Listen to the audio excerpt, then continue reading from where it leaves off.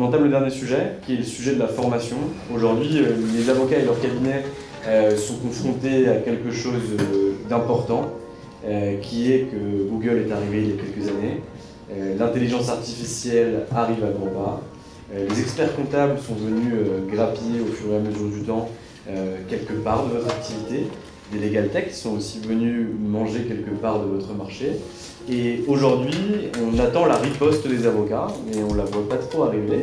Alors on se demande comment finalement on pourrait mieux former les avocats pour que ceux-ci puissent finalement prennent à bras le corps ce genre de problématique. Peut-être imaginer créer des outils. Je sais que le CNB, je ne sais pas si c'est le barreau de Paris ou le CNB, vous m'excuserez, a mis en place des outils pour les avocats à destination des avocats. Mais qu'est-ce qu'on fait pour que les avocats finalement soient mieux formés à l'exercice de leur métier, qui est bien sûr la technique juridique, mais avant tout d'être chef d'entreprise. Maître Chou. Alors c'est une très bonne question. Après la formation, c'est vrai que c'est pas un thème hyper sexy pour les avocats, mais sachant que moi je fais du travail côté salarié, et donc nous, la norme, on en a beaucoup, on a des nouvelles lois. Alors là il y a une loi sur l'abandon de poste, le législateur en fait crée des usines à gaz en fait, et alors il crée une loi, un décret, et après un question-réponse parce que la loi ou le décret n'est pas clair, donc on appelle ça la soft law, qui vaut rien, et même la soft law, notamment pour je crois que concernant le question-réponse sur l'abandon de poste, a été même supprimée par le ministère du Travail, tellement c'était n'importe quoi. Donc voilà, donc moi je travaille avec 4 collaboratrices que je suis en train d'associer, et pour nous la formation c'est essentiel, d'ailleurs pour vous aussi je pense, chaque fois qu'on a, moi je fais du contentieux, mais chaque fois qu'on a un dossier, on doit être les meilleurs possibles. Alors je vais parler de la formation initiale, notamment de l'EFB, en disant en une phrase qu'il faudrait simplement la limiter à la déontologie, à la gestion de cabinet et au foisonnement. Le reste me semble inutile. Après, pour le reste, moi, comment je fais? Je voulais partager mon expérience. Il y a les commissions, la commission en droit du travail du barreau de Paris, dans toutes les matières. Je crois que d'ailleurs Carbon est responsable de la commission droit de l'homme, je crois.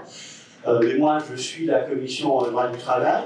Et il y a quand même un outil qui est quand même assez génial au barreau de Paris, c'est le barreau entrepreneurial, et donc qui incite les confrères à créer leur entreprise, peut-être aussi à créer leur Legaltech. Et je pense que là-dessus, on a un outil qui est quand même assez performant. Alors je pense qu'il faudrait aussi le renforcer, et notamment créer plus de formation, parce que le bar entrepreneurial maintenant est quasiment en visio uniquement. Il n'y a plus de réunions entre nous, et je pense que ça c'est un manque. Et puis on voudrait notamment en matière de plateforme juridique, actuellement on a une plateforme qui s'appelle Danos, qui n'est quasiment pas utilisée par les confrères, que vous pouvez utiliser via la clé RPBA. Et donc, on voudrait, ça coûte 300 000 € à l'ordre, alors que quasiment personne ne l'utilise. Donc, on voudrait permettre, mettre en concurrence les plateformes de recherche juridique. Il y a, je ne sais pas, il y a Prédictis, il y a Doctrine, il y a Lexenso, etc. Et on voudrait, voilà, pouvoir offrir aux confrères la meilleure plateforme juridique. Donc, la formation aux nouveaux métiers de demain, c'est d'abord une mission ordinaire, c'est de les discerner, c'est de les identifier. Et ensuite, d'informer les avocats, d'informer, puis de former. Voilà. Alors, pour discerner les nouveaux métiers de demain, nous pensons qu'il y a quelque chose qui a été abandonné il y a longtemps par le barreau de Paris, et ce qui est fort dommage à maints égards, notamment sur le sujet à propos duquel vous nous interrogez, c'est la prospective. Nous voulons doter l'ordre d'un outil prospectif performant et professionnalisé. Ça veut dire quoi?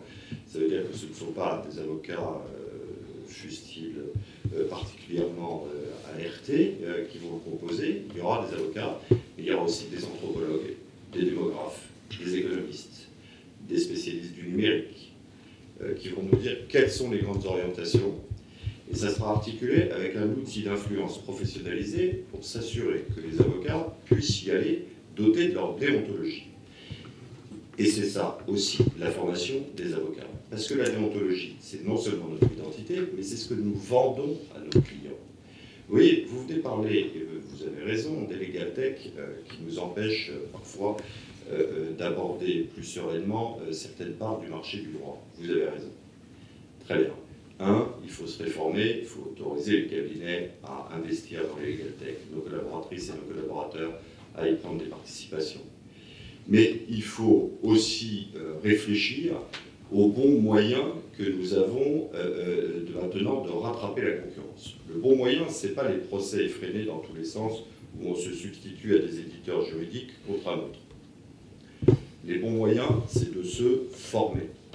Et notamment de se former à quelque chose d'essentiel. L'enjeu de demain, et notamment avec ChatGPT, ça sera de savoir coder. Ça sera, c'est-à-dire que le bon avocat demain, ça sera aussi un ingénieur. Ça sera aussi se former, et c'est ce qu'aurait permis la commission prospective, se former à anticiper l'irruption de ChatGPT dans nos vies, ce qui veut dire deux choses.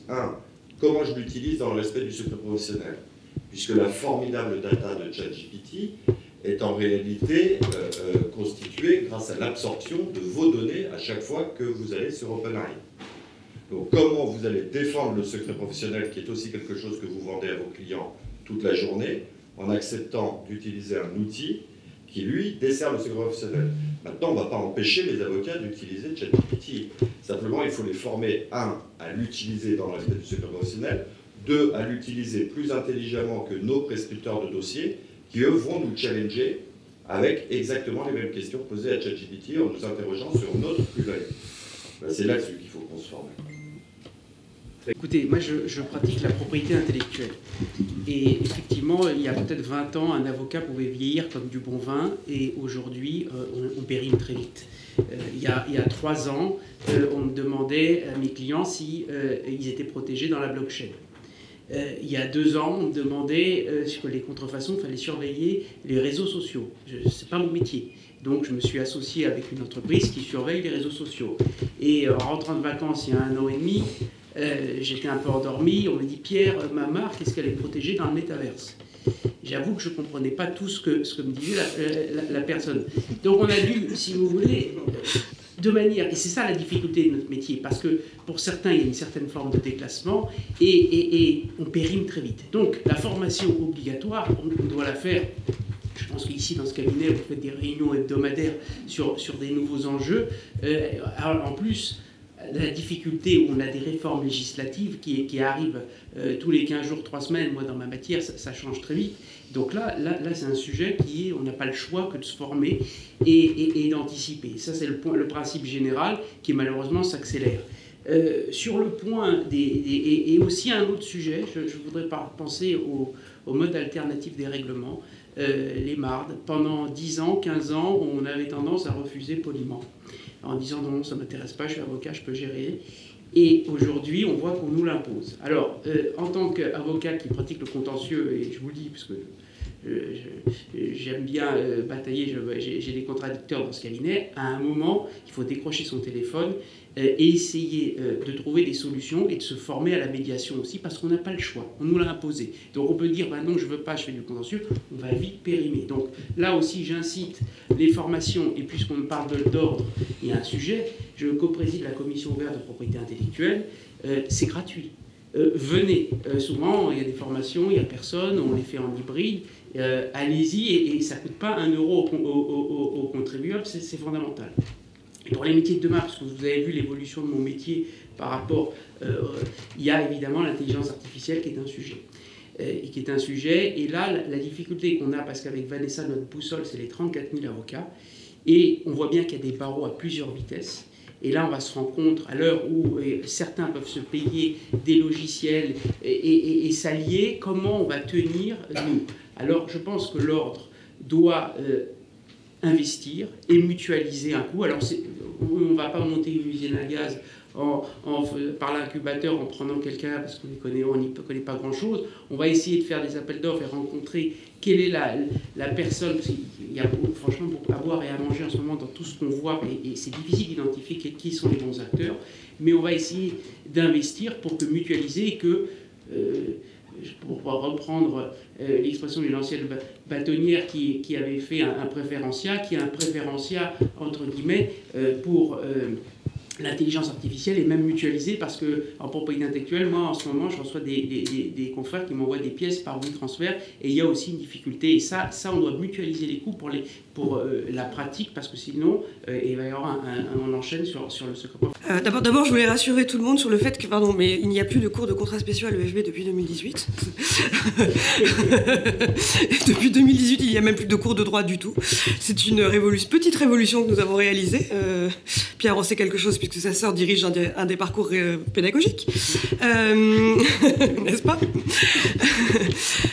Et nous avons donc complètement réorienté la formation actuellement, un peu sur le modèle du guide pratique de procédure à l'usage de l'avocat. On accompagne le jeune avocat, aussi bien en conseil qu'en contentieux, sur savoir conduire tel type de procédure ou savoir négocier tel type de contrat, savoir conduire tel type de mode alternatif. Mais on a surtout intégré la négociation pour pouvoir justifier les modes alternatifs. Mais ça, c'est pas le sujet de l'avocat de demain.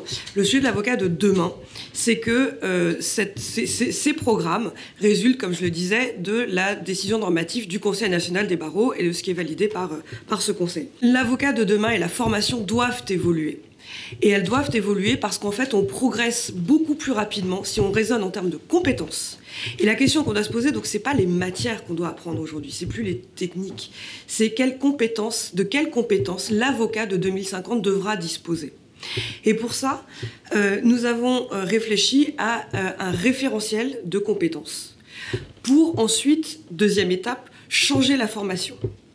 Et donc, on a, avec la commission formation et un certain nombre d'experts, et en fait toutes les écoles d'avocats, adopté un référentiel de compétences, donc qui a été adopté normalement par le CNB, là, où on a 5 thèmes, 5 domaines, l'éthique, la technique, les soft skills, le management et l'entrepreneuriat. Et à l'intérieur de chacun de ces 5 chapitres, nous avons des compétences à acquérir, qui sont en réalité les compétences de l'avocat de demain. Alors à l'EFB, vous le savez, nous avons déjà le lab, où on réfléchit déjà, les élèves travaillent par groupe de 8 sur des projets en legal design, en IA, en blockchain, en podcast, en appli numérique. Donc ils sont déjà ouverts à ces questions. Mais je pense que la révolution, ça va être vraiment de transformer la formation, finalement pour rentrer plus sur un mode anglo-saxon, en raisonnant, donc je le disais, en termes de compétences. Et ça permet d'évoluer beaucoup plus vite, de faire évoluer les choses et surtout de s'adapter progressivement et de manière plus opportune et plus efficiente aux évolutions de la profession, parce que la profession évolue énormément. Donc voilà ce que nous souhaitons continuer à travailler et à insister pour que le Conseil national des barreaux, seconde étape qu'on n'a pas réussi à faire passer encore, réformer les formations et ensuite, pareil, adapter les formations en formation continue à cette nouvelle vision de l'acquisition des compétences. Vous parlez formation et numérique, alors un mot sur la formation. On a parlé de l'oralité, on a parlé du management, on a un autre point sur lequel nous serons très vigilants, c'est toutes les questions qui tournent autour du RSE. Aujourd'hui, dans les appels d'offres, pour répondre aux appels d'offres, il faut de vraies formations sur les questions de RSE. Donc, nous montrons des programmes sur ces questions-là.